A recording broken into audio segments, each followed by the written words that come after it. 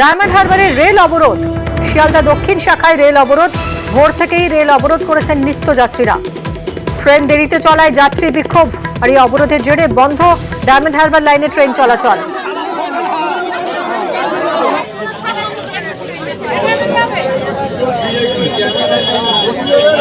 আনিস আমাদের সঙ্গে কথা বলবো।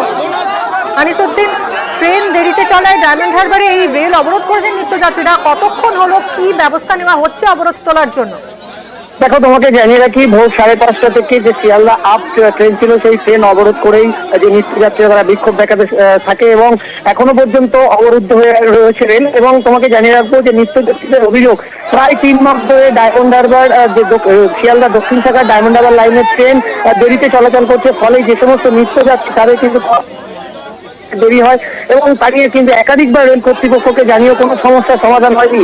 তাই ভোর 5:30টা থেকে ডায়মন্ড হারবার যে রেল স্টেশন রয়েছে, রেল স্টেশনের লাগোয়া রায়নগর রেল গেটের কাছে রেল লাইনের উপরে পাথর দিয়ে নিত্যযাত্রীরা বিক্ষোভ দেখাচ্ছে এবং ইতিমধ্যেই ঘটনাস্থলে জিআরপির পুলিশ কর্মীরা এসে তারা কিন্তু যারা বিক্ষোভকারী রয়েছে তাদের সাথে কথা বলার চেষ্টা করছে এবং যাতে রেল অবরোধ উঠে যায় সে বিষয়ে কিন্তু নিত্যযাত্রীদের সাথে কথা বলা হচ্ছে। তবে নিত্যযাত্রীদের পক্ষ থেকে বারবার একটি দাবি করা হচ্ছে যে গত প্রায় 3 মাস ধরে এই সমস্যার সম্মুখীন হচ্ছে তারা, কিন্তু তারা একাধিকবার জানিয়ে কোনো সমস্যার সমাধান হয়নি।